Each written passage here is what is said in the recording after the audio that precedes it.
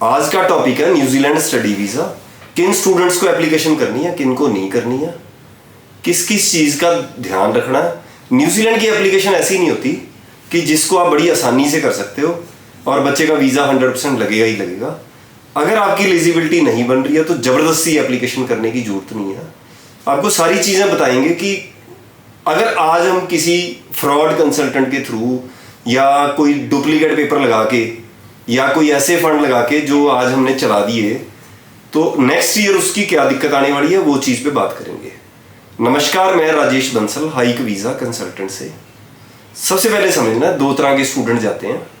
एक वो स्टूडेंट होगा जिसके कि लेवल 8 के कोर्स में जा रहा है, लेवल 9 के कोर्स में जा रहा है, उसको दोबारा वीज़ा बढ़ाना नहीं है, स्टडी वीज़ा नहीं दोबारा आगे इंक्रीज करना, उसको दोबारा सिर्फ और सिर्फ वर्क परमिट के अंदर जाना है। अगर उसने कोई पेपर लगाया और उसका पास हो गया, वीज़ा लग गया, तो वो ओके है, कोई इशू नहीं है। पर एक बच्चा होता है कि जिसने 2 साल का डिप्लोमा लिया, 3 साल की बैचलर डिग्री ली, अब क्या होगा कि उसको नेक्स्ट ईयर फिर जाके वीज़ा बढ़ाना है। तब आपको परेशानी आ सकती है कि वो पिछले पेपर आपको दोबारा फिर चाहिए।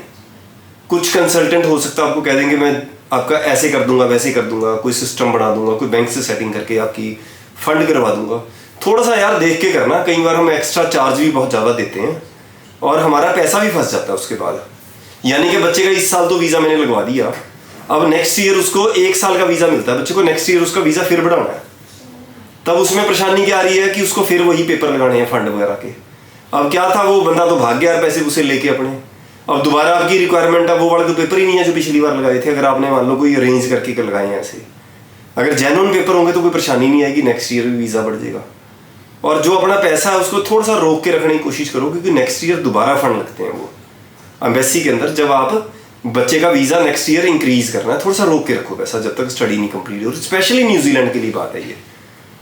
अगर हम क्या है, नेक्स्ट एक चीज़ क्या होती है, अब फंड पे बात करेंगे थोड़ी सी। मान लो अगर हम फंड की बात करते हैं, आपको अगर आपके पास फंड आपके पास है 20 लाख रुपए के, जाना हमने बैचलर डिग्री के लिए, हम क्या कर रहे हैं कि उसमें 70 लाख के फंड चाहिए। आपने क्या किया, 50 लाख का एजुकेशन लोन ले लिया। आपने बिल्कुल ले सकते हो, क्या दिक्कत है, अगर आपकी कैपेसिटी है तभी ले रहे हो। पर आपकी इनकम होनी चाहिए 18-20 लाख रुपए, 15 से लेके 20 लाख रुपए के अंदर फैमिली की इनकम। और वो जो है अकाउंट के अंदर नजर आनी चाहिए भी किस तरीके से आती है। आप अगर वो स्पेशली ITR में बड़ी परेशानी होती है, बुटीक लिखा होता है मम्मी की ITR पे और उसकी कोई जस्टिफिकेशन नहीं होती, बिल्कुल भी कोई ट्रांजेक्शन्स नहीं होती अकाउंट में। अगर किसी ने बुटीक लिखा हुआ है, वो वाली अगर आप ITR लगा रहे हो तो 70-80% रिफ्यूज होगा केस आपका। सेकंड क्या है, कोई आपने लिखाया भी डायरी की इनकम है, पर वो आपके पास कोई पेमेंट अकाउंट के अंदर नहीं आ रही, तो बिल्कुल एप्लीकेशन ना करना, 100% वीज़ा रिफ्यूज होगा।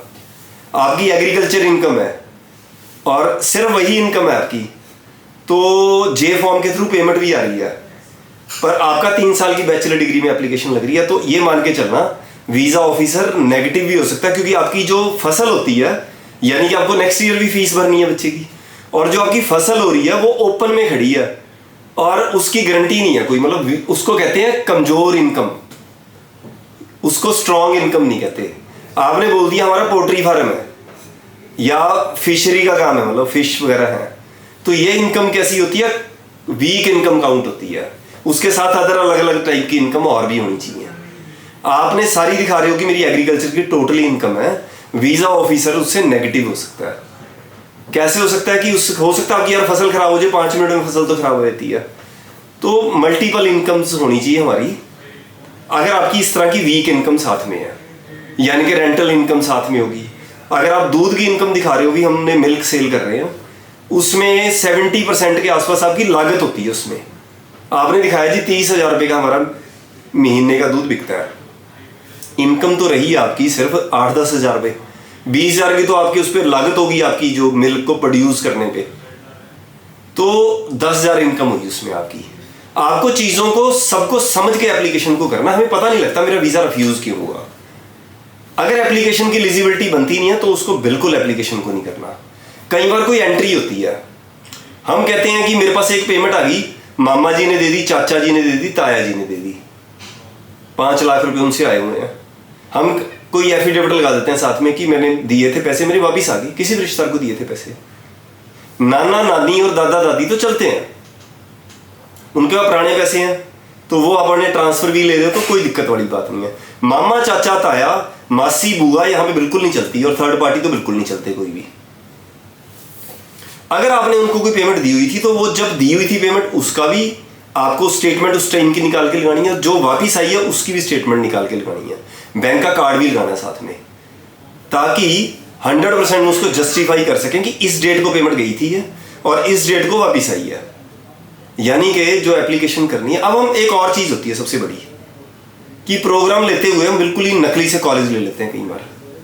अगर तो फंड कम है तो कोई मजबूरी है, तो उसमें तो चारा ही कोई नहीं है, फिर तो आपको करना ही पड़ेगा।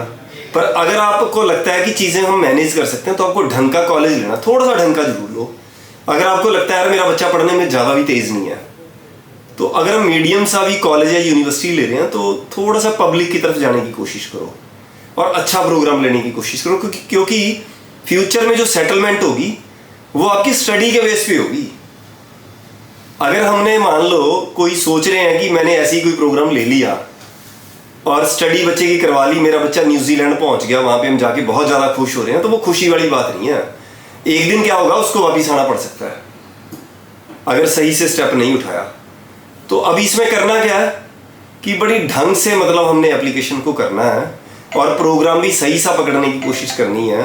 और एक और चीज है, आपको लगता है कि वहां जाके आपको समझ आ रही है 6 महीने के बाद कि यार जो मैं प्रोग्राम लेके आया इसमें तो कोई सेटलमेंट ही नहीं है, तो आपको वर्क परमिट की तरफ नहीं आनी, पेरेंट्स को पैसे दोबारा तैयार करने पड़ेंगे, और अगर मान लो नहीं हुए उसको इकट्ठा करना पड़ेगा या कोई प्रॉपर्टी सेल करनी पड़ेगी, तो बच्चे को तो सेटलमेंट की तरफ लेके ही जाना है। और जब तक बच्चे की परमानेंट रेजिडेंसी नहीं होती उसको अपने खर्चे बहुत ज़्यादा कम करने हैं, क्योंकि हो सकता है आगे और इन्वेस्टमेंट स्टडी में करनी पड़ जाए। तो बड़े तरीके से अपनी एप्लीकेशन को करना है। हम कहीं ऐसा भी प्रोग्राम नहीं यहां से लेके जा सकते कि जिसमें परमानेंट रेजिडेंसी होती है। हमने अभी भी क्या करते हैं कि स्टडी वही लेनी पड़ेगी जो मेरी 100% मैच हो रही है।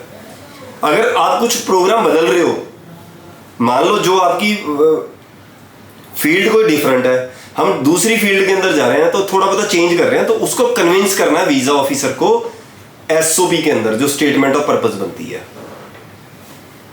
और सबसे लास्ट एक चीज बोलूंगा मैं, आपको एप्लीकेशन के बारे में ए से लेके जेड तक बताना चाहिए स्टूडेंट को। न्यूजीलैंड में 70% रिफ्यूजल है। वीजा तभी आएगा अगर एप्लीकेशन की सही एलिजिबिलिटी बनती है। कहीं भी ऐसी दिक्कत आ रही है, एप्लीकेशन को लेट कर लो और अपने गैप को जस्टिफाई करो।